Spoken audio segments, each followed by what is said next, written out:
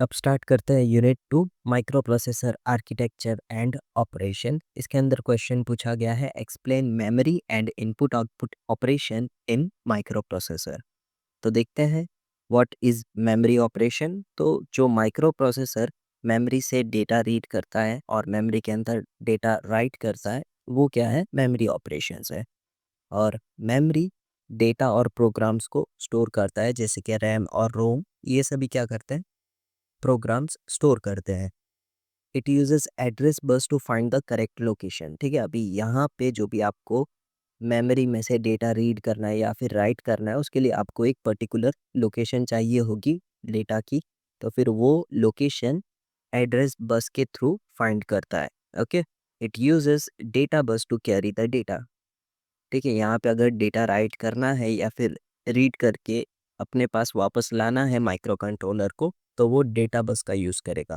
Okay, control signals like MEMR यानी memory read and MMW यानी memory write are used. ठीक है, यहाँ पे दो कंट्रोल सिग्नल्स है, एक मेमोरी रीड का और दूसरा मेमोरी राइट का, जो जैसा नाम है वैसा काम है। ओके, अभी यहाँ पे एक एग्जांपल दिया है कि CPU को जो है कुछ नंबर्स रीड करने हैं मेमोरी में से, तो फिर ये क्या करेगा, पहले sends memory address through address bus. ठीक है, पहले क्या करेगा, एड्रेस बस के थ्रू जिसका उसे कंटेंट रीड करना है ना, उसका मेमोरी एड्रेस सेंड करेगा और उस वक्त MEMR को एक्टिवेट करेगा। क्यों? क्योंकि उसको कोई नंबर रीड करना है, इसके लिए वो MEMR एक्टिवेट करेगा और फिर जो भी उसको कंटेंट रीड करना है वो डेटा बस के थ्रू कैरी करके वापस रीड कर लेगा। ओके, डेटा बस के थ्रू ही। अब आते हैं इनपुट आउटपुट ऑपरेशन पर, यानी IO means input output. Keyboard, display, printer, ये सब क्या है, इनपुट आउटपुट डिवाइसेस है। कीबोर्ड से हम इनपुट देते हैं, डिस्प्ले से हमें आउटपुट दिखता है, प्रिंटर में भी हम इनपुट देते हैं और उसका आउटपुट फिजिकली निकलता है, paper. Okay, the micro processor communicate with external devices. External device से माइक्रो प्रोसेसर कम्युनिकेट करता है using IO operations. It can read input and send output. ठीक है, इनपुट को रीड किया जाता है और आउटपुट को सेंड किया जाता है। यहाँ पर दो इंस्ट्रक्शंस है, एक है इन जिससे इनपुट रीड होगा, आउट और आउट से क्या होगा, आउटपुट सेंड होगा। ये दो इंस्ट्रक्शंस है, इन और आउट।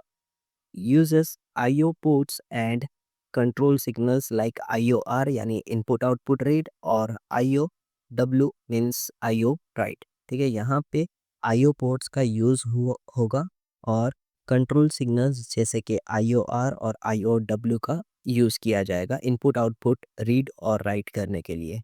ठीक है, यहाँ पे एक और एग्जांपल है, CPU wants to take input from the keyboard। Keyboard से उसे इनपुट लेना है, तो फिर क्या होगा, जो भी एड्रेस बस है उसके ऊपर पोर्ट नंबर सेंड कर दिया जाएगा इनपुट आउटपुट का।